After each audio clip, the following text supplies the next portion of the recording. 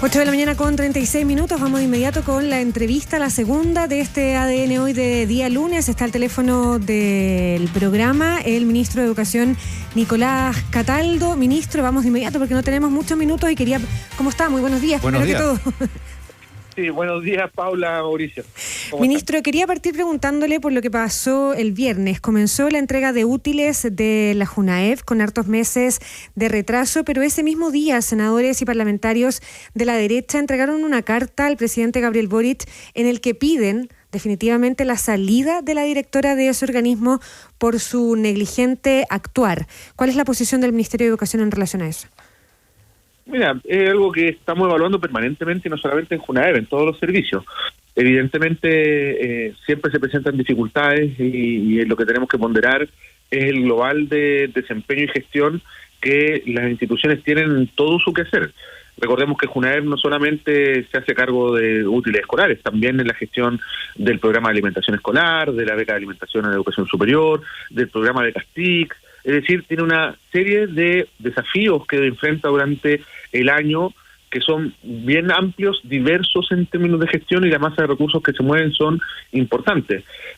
Yo creo que lo que debemos hacer nosotros como institución, y particularmente JUNAEV en realidad, es lo que estamos haciendo. Primero, revisar los procesos, identificar los espacios de mejora, que de hecho en eso se está. De hecho, la licitación que se hizo por 2 años, es decir, afecta lo que ya está ocurriendo hoy, pero además debería estar regularizado absolutamente el proceso para el próximo año, es decir, el próximo año no debería existir esta problemática. Ya, ministro, pero usted ha dicho aquí que, por el contrario, o sea, la derecha o la oposición los habría criticado igual si hubieran ido en esta lógica por un trato directo, porque aquí no hubo ofertas que cumplieran con los requisitos en base a la licitación. Pero esto tiene consecuencias. ¿Cuál es el diagnóstico que ustedes tienen de la entrega tan tardía de estos útiles escolares? Y en esa misma lógica, y en buen chileno, ¿va a salir gratis este retraso para los responsables? Sí, pues, mira, esto tiene altas consecuencias políticas, tiene altas consecuencias desde el punto de vista comunicacional. No, pero para los niños, fundamentalmente. Estoy hablando, Paula. Tiene altas consecuencias para los estudiantes que dependen de estos útiles, y evidentemente esto es un proceso que, en primer lugar, de lo que uno tiene que estar pensando permanentemente es cómo corregir y cómo acelerar. Luego vendrán las evaluaciones para efectos de poder tomar decisiones. Lo peor que uno puede hacer es empezar a buscar responsabilidades, como, entre comillas, cortar cabezas mientras los procesos están impulsando. Esto hay que permitir que las instituciones hagan su trabajo, que funcionen, y las evaluaciones tienen que llegar en el momento en que tienen que llegar. Yo creo que eso es lo responsable. En este minuto, cuando la JUNAEV enfrenta varios desafíos, que no es solamente el problema de la entrega de útiles escolares, descabezarla para que este proceso se resetee prácticamente y vuelva a cero la gestión, me parece que sería hasta irresponsable.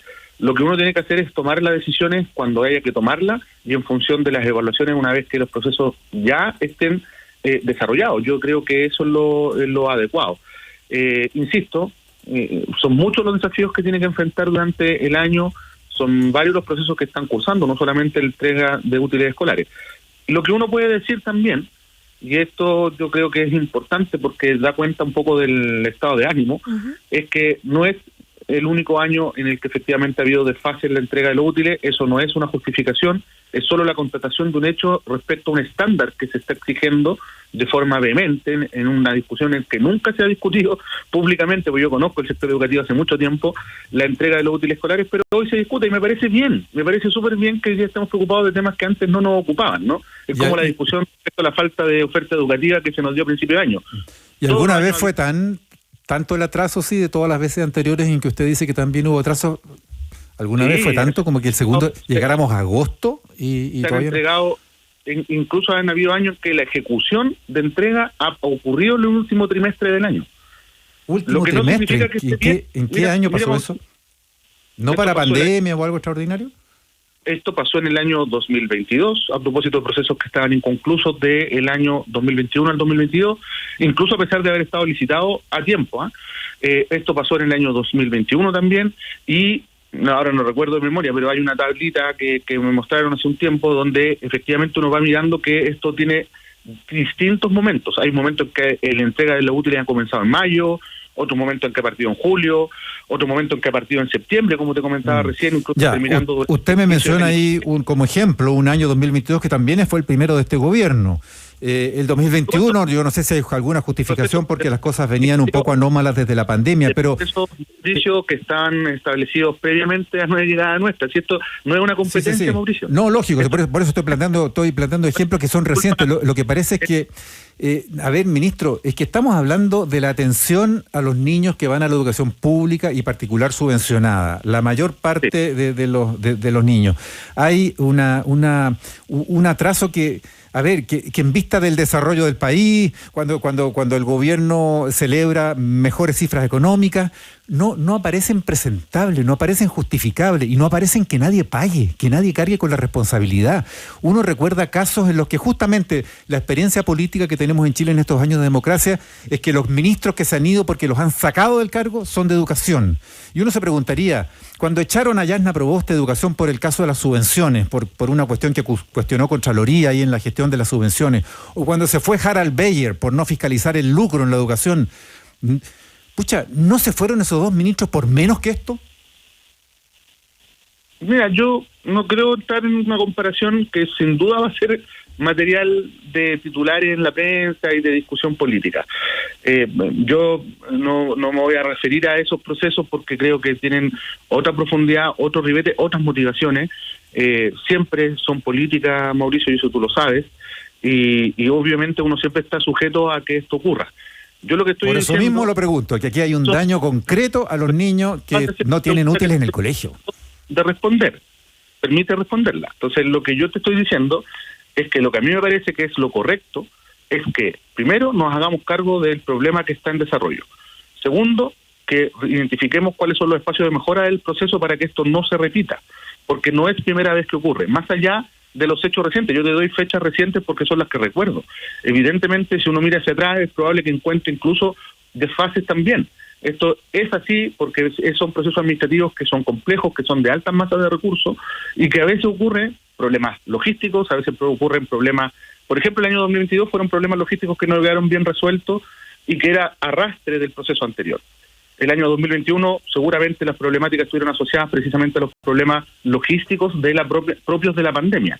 Y si uno mira para atrás, siempre van a encontrar razones. Hoy día lo que yo he planteado es que la masa de recursos, porque era un proceso plurianual, precisamente para evitar esta problemática, es que no teníamos la posibilidad de asignar la licitación en los tiempos correctos porque lamentablemente los proveedores llegaron sin cumplir con las bases técnicas. Eso, si se hubiese asignado, hubiese sido una ilegalidad. Por lo tanto, había que hacer un trato directo por más de 24.000 millones de pesos, y aquí algunos han dicho, pero lo hicieron con la BAE. Es distinto. La BAE es una asignación de recursos directos. Los recursos que pone el Estado para la beca le llega directamente al estudiante. La licitación es la plataforma que es simplemente el intermediario entre el Estado y el beneficiario. Acá uno está comprando materiales, está comprando útiles escolares. Es distinta la naturaleza del proceso. Y no tengo ninguna duda, Mauricio, que por el tono de la discusión, aquí lo que se busca evidentemente siempre son responsabilidades políticas, no la mejora de los procesos. Eso es lo que yo estoy planteando. Y si hubiésemos hecho el trato directo, o si Junaed hubiese hecho el trato directo, en medio de toda la discusión, que recuerda, partió con otro debate, que es el preinforme de la Contraloría, respecto a hallazgos que hizo en un preinforme, que por cierto debió ser secreto, debió no ser público, debió ser confidencial y sin embargo se tenía que ver con la alimentación. A propósito del proceso de alimentación que, claro, justo da la casualidad que en un mes más, y esto no lo he dicho yo, incluso ha salido en la prensa, es cuando se tienen que ingresar las bases de licitación del próximo proceso de adjudicación de la alimentación. Lo que parece como entonces, que no tiene explicación es que se llegue a un momento... El trato directo. Sí, es que justamente le iba a decir, lo que parece inexplicable es que se llegue a un punto en que si no hay oferentes que cumplan con las normas, eso ocurra y se diagnostique y se detecte cuando ya está marzo encima. O sea, ¿de qué estamos hablando? Es que eso pasó este año, pues, ¿no? Era febrero y está declarándose desierta, ¿o no? No, eso no puedo aceptarlo. A ver, el día siguiente de que se declara la licitación desierta, o sea, mira... ¿Cuándo se declaró desierta? Pero escúchame, si hoy día se están entregando los útiles, es porque efectivamente apenas se declara desierta la licitación en febrero, al día siguiente... Marzo estaba encima.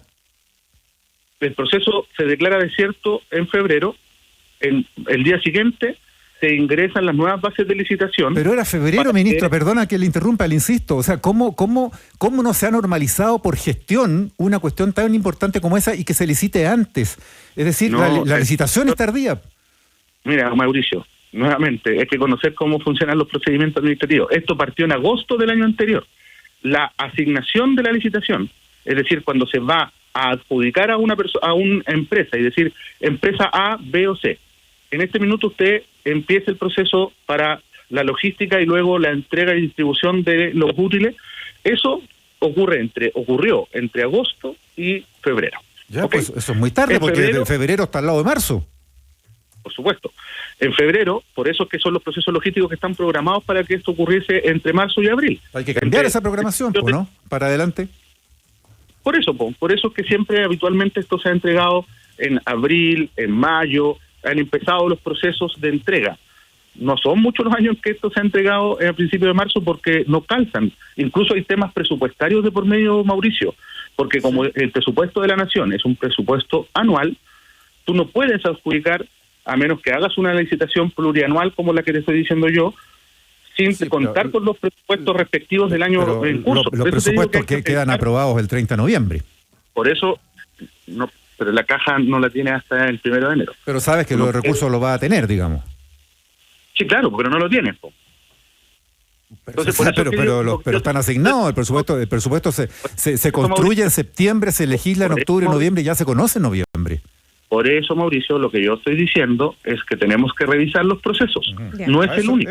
De hecho, hay muchos procesos que están desfasados temporalmente a propósito de los ciclos del año escolar. El año escolar parte en marzo. Muchas veces, por ejemplo, tenemos, los recursos para transporte escolar, que son pequeñitos en el Ministerio de Educación, pero que igual las municipalidades usan. Bueno, recién se pueden iniciar los concursos en el inicio del año escolar y terminamos asignando los recursos bien entrado el segundo semestre. Esas son cosas que hay que corregir y que hemos detectado que hay que corregir, porque lo que necesitamos es que los municipios reciban los recursos al inicio del año escolar, no ya entrado el segundo semestre. Ministro, siempre ha sido, no quiere decir que esté bien. Ministro Nicolás Cataldo, hay otros temas que hablar en su cartera que son súper relevantes. Hay un asunto con la violencia en los colegios que tiene distintas caras. La semana pasada se daba cuenta de que habían golpeado a unas profesoras, 3 profesoras terminaron agredidas en el Instituto Nacional. Hay una situación acá mismo en la región metropolitana en el Liceo Las Tarrias, pero hay otros casos de colegios en Temuco que están planteando la posibilidad de instalar detectores de metales en los ingresos. Está la situación también de Lota, que todavía tiene en algunos lugares clases diferidas después del apuñalamiento de un estudiante. ¿Qué pasa acá? ¿Tiene que incidir más ya definitivamente el Ministerio del Interior en algunos de estos tipos de casos? ¿Cómo se está evaluando esta violencia escolar con estas formas tan extremas en algunos casos? Mira, eso tiene distintas causas. Lo hemos conversado harto con el Ministerio del Interior y no solamente con el Ministerio del Interior. Nosotros hemos desarrollado una mesa de espacios escolares como espacios protegidos, que terminó con varias recomendaciones que se han traducido en el proyecto de ley de convivencia escolar que estamos desarrollando hoy día y que está discutiéndose en el Congreso. También en una indicación que hicimos en el proyecto de ley de seguridad comunal, que incorpora el sector educacional en las coordinaciones de los comités de seguridad comunal ya formalmente, es decir, se incorporan las autoridades de educación para ser parte de este debate o de la planificación más bien del trabajo con las policías. Hemos tenido sendas reuniones también con el Ministerio del Interior, con la Subsecretaría de Prevención del Delito, con la ministra, porque entendemos que acá lo que hay es un fenómeno que es mucho más amplio que solo la escuela, primero. Segundo, que la escuela habita en un contexto, y esos contextos son importantes de proteger, y lamentablemente el sistema educativo no tiene capacidad de estar cuidando no solamente la escuela, sino que también lo que pasa fuera de la escuela. Muchos de los casos más graves han ocurrido fuera de los establecimientos educacionales. Tuvo mención del caso de Lota, claro, que ocurre fuera de la escuela.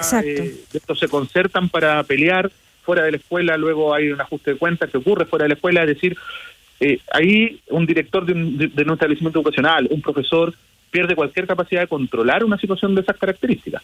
Por eso es que yo primero quiero plantear que efectivamente todo lo que es delito tiene que ser tratado como delito, ¿no?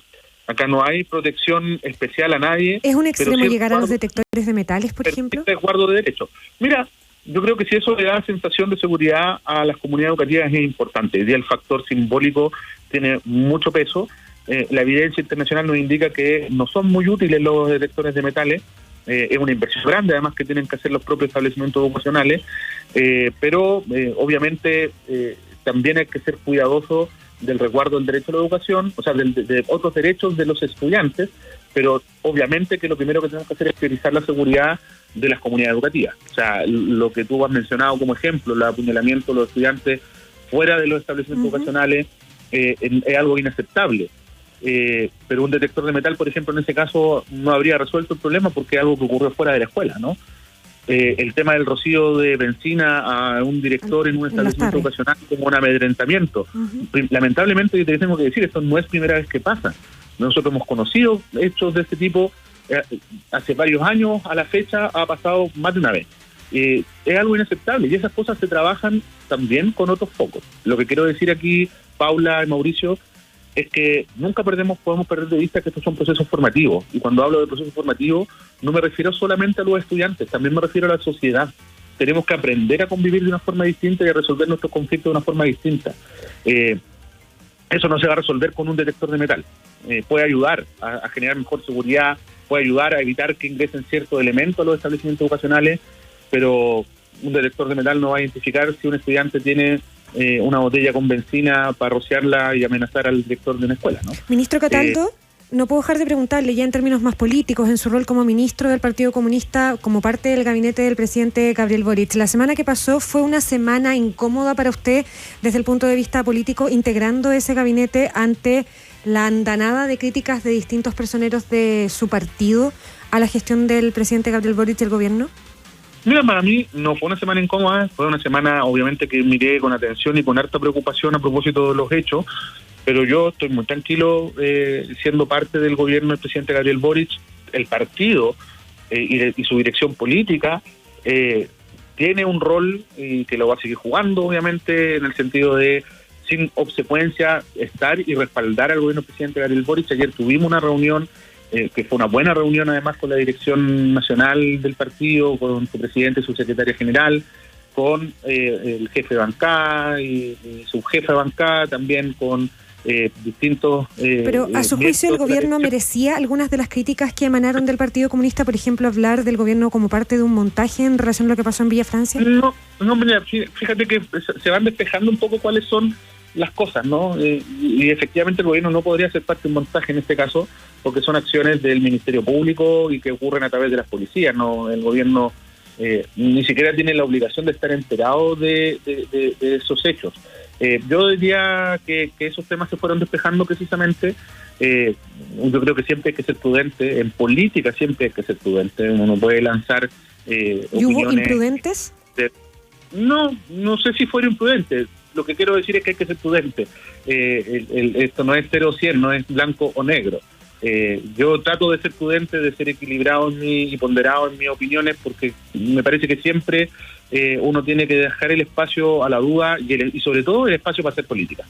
Yo creo que eso es lo más importante. Uno nunca tiene que renunciar a hacer política, y la política se hace conversando, dialogando, generando acuerdos. Y hoy día ese es el marco en el cual la relación del Partido Comunista con el gobierno está. Esa es la conducción que reiteró una vez más nuestro presidente del partido, pero que le corresponde a ellos llevarla adelante. Es decir, hay un momento en el que uno ya no puede tampoco responder por eso, sino que más bien entender que las dinámicas ya están desarrolladas y que hay un buen ánimo para continuar siendo parte de un proyecto que está haciendo avanzar al país en múltiples dimensiones y que tiene posibilidad de proyectarse también. Ministro de Educación, Nicolás Cataldo, muchas gracias por haber conversado con ADN hoy esta mañana.